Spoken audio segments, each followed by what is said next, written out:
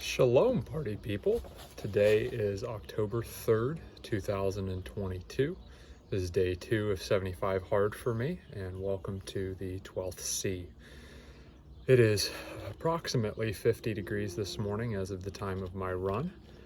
I did 3 miles and 200 push-ups in approximately 38 minutes with a 7-minute walk for my workout number 1. This morning I also read Isaiah and I was in The Heart and the Fist by former Governor Eric Greitens. Pretty good book so far. Recap of everything I did yesterday. Yesterday morning, performed a 3-mile run and 200 push-ups in approximately 40 minutes, 5-minute walk. I did, for my meals, 2 plain packets of instant oatmeal, nothing special. I did add salt because salt on your porridge is fantastic, and if you don't know that, you need to try it. And anybody who says anything different to you just doesn't know how good that truly is.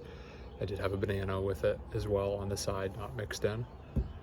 I had 3 small slices of a medium pizza, so I guess really 3 medium slices of a medium pizza with barbecue chicken and pineapple, because pineapple does belong on pizza and it is fantastic. It's even better than salt and oatmeal. I also had some raw spinach with that, and I eat raw spinach like a lot of people eat potato chips, and I've been doing that for at least 15 years. I like it, but that's okay, you don't have to. For dinner I had kind of a nacho, I don't know if it was a 7-layer dip or not, but a lot of beans. I think there was some guac in there. Raw veggies was in there. I had some salsa with it. It was good. I liked it. I did do my gallon of water. Over 100 ounces of that gallon was had in about a 2-hour time span, and I was a revolving door in and out of the restroom because that was a lot of water. I was not very responsible with the monitoring of it, but I did complete my gallon in the time that was allotted to me. And all day I wanted snacks and just to keep going to the pantry, and thankfully there was the willpower that was there, and I guess that's part of the discipline, is going into things with that attitude of, this is what I've decided I'm going to do, and I'm going to keep that promise to myself. Let's see. Yesterday I read Isaiah chapters 1 through 10, and honestly I had forgotten how many messianic references there are in the book of Isaiah. So that was very refreshing to go through. It was just like, oh my gosh, he's here, he's here, he's here. It's like, wow. For my reading, I have chosen former Governor Greitens' book, The Heart and the Fist. It's good. It's good. I'm a few chapters deep now, and one of my current takeaways is the reminder of, just because we're not at peace doesn't mean that we can't have a good and a full life. And that doesn't mean that everything's going to be hunky-dory. That doesn't mean that everything's going to be a-okay. But he was talking about people that he had met in obscure situations who were living under oppressive regimes, or who were living in situations where everything wasn't copacetic, and they were still able to live full and good lives. And I mean, maybe that isn't a test to how weak our society is, that we think because we had a bad day that the world's falling apart. That was a good reminder to walk away with. I did take my photo. If you're in my text group, you got it. If you're not, then sucks for you, or good for you, because I don't really know how often people want pictures of shirtless men, but that was that. I came in on my weigh-in at 201 pounds even. My scale does go in 0.2 of pound increments, so for what it's worth. This morning, did my 3-mile run with my 200 push-ups in 38 minutes, 7-minute walk. I did do my Isaiah reading 11 through 20, continued in that Eric Greitens book. As soon as I'm done with this recording, I'll be going to take my photo, do my weigh-in, and then have breakfast, and it will be the same plain oatmeal with salt. And I may have a banana. I don't know if we have any left in the house, but I probably going to be grocery shopping today because I've got a honey-do list of things to do because tomorrow is a big day. We need to get things ready. So 75 hard so far is, this is the start of day 2. I've got a big life change coming up very soon, and that's gonna make scheduling things interesting.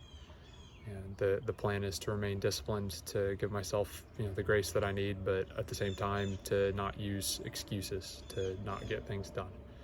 Speaking of excuses, something that I have talked a big game about in the past that I'm being convicted on is to always have medical with me wherever I go. Something I've tried to do is when I leave the house, have a minimum of a tourniquet and have very close access to at least a blowout kit and a boo-boo kit. But something that was pointed out to me is it's sure going to do you a lot of good in your car or back at the house when you're more than a quarter mile away from it and you're going to need it like now.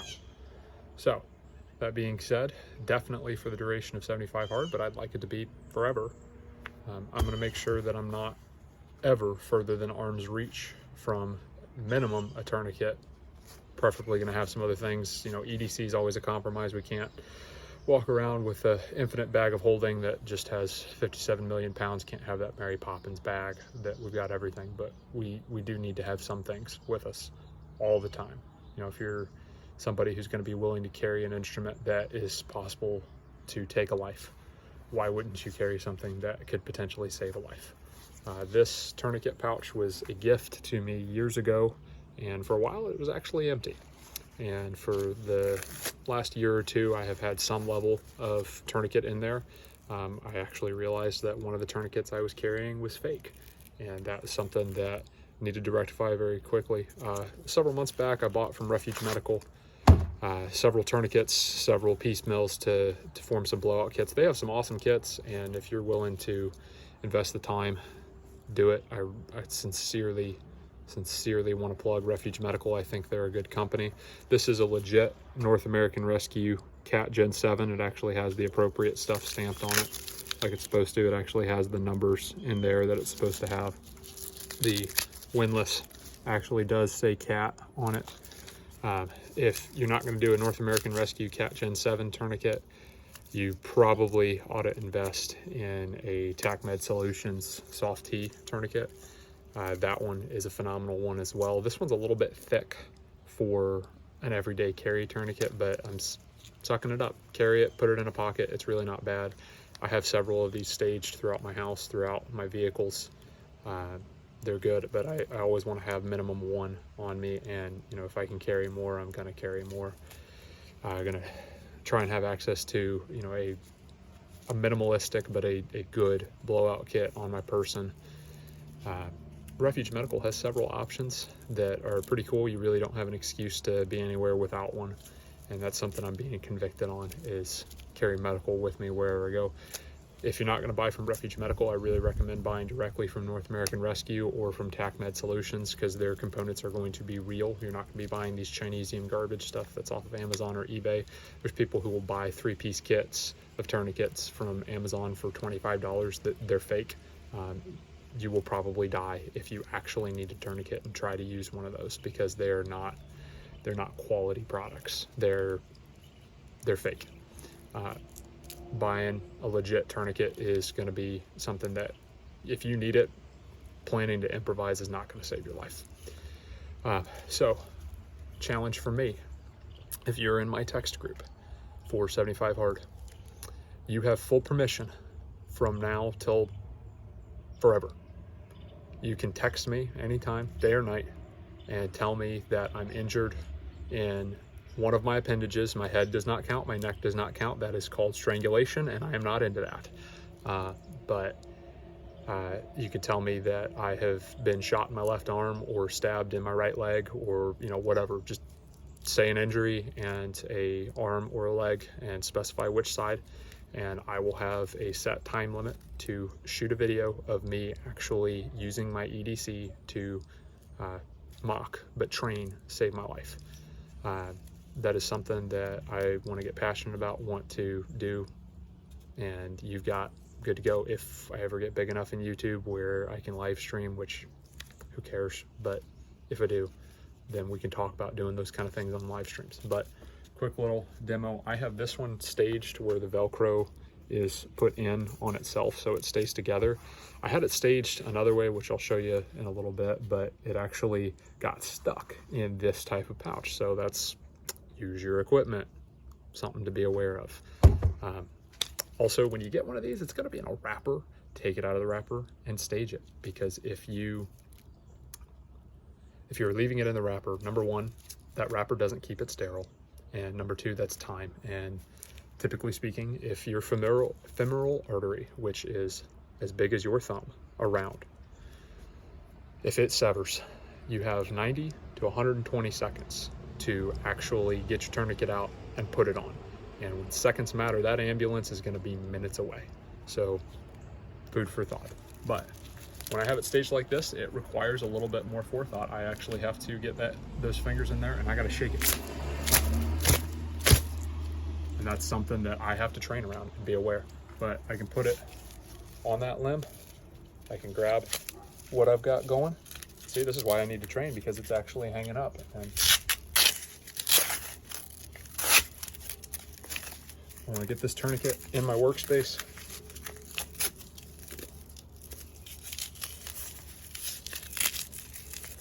Wrap it around.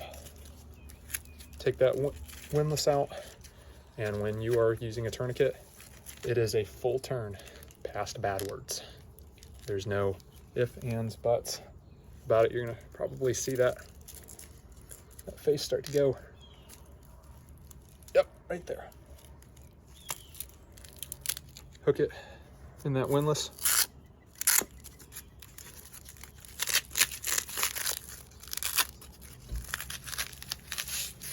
Take it over and around. You can see that vascularity starting to go in my hands. And hey, look at that. According to my Fitbit, I have no pulse.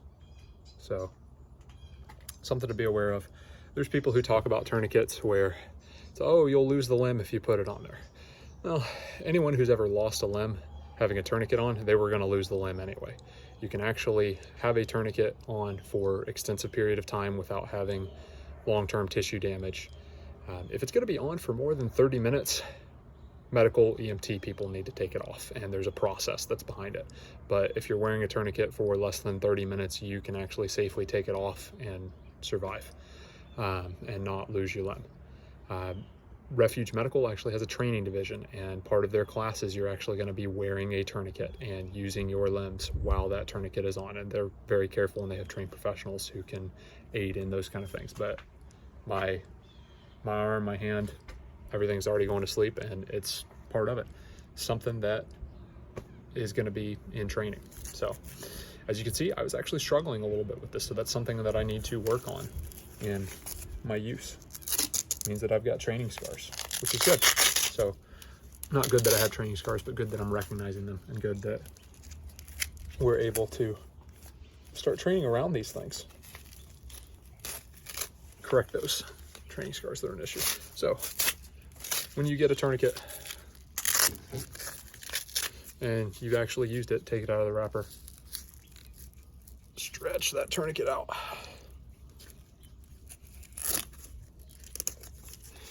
And then that time tab, that's right there. What we want to do is off kilter, about like that, so that way it's really easy to grab, especially under stress. That little red tab, you want to pull it through. And I like to fold it down even off kilter like that, so that way it can be grabbed as well, but you still have a nice little tab to grab as well. And then they say 6 to 8 inches. It's longer than you think. Fold it down like that, and we've got a nice, very easy, you can really work with that if you need to. So a couple ways to stage. You can fold like this is what I am currently doing. for mine. And then it stays together. But there's another way.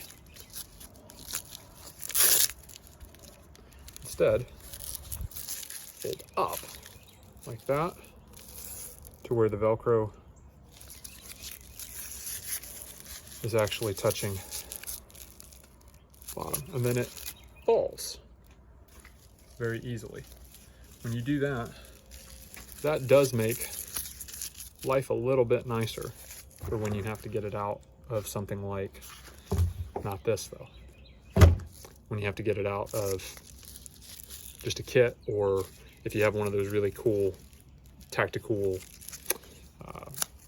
it's not Kydex, it's a like a thermoplastic that people will have on a belt, and it will stand upright like that. And those are pretty high speed, and I may look into getting some of those, but this was free, didn't cost me anything, and neither does training, unless you're paying a professional to do it. So a couple different ways to stage a tourniquet. Practice, go do hard things.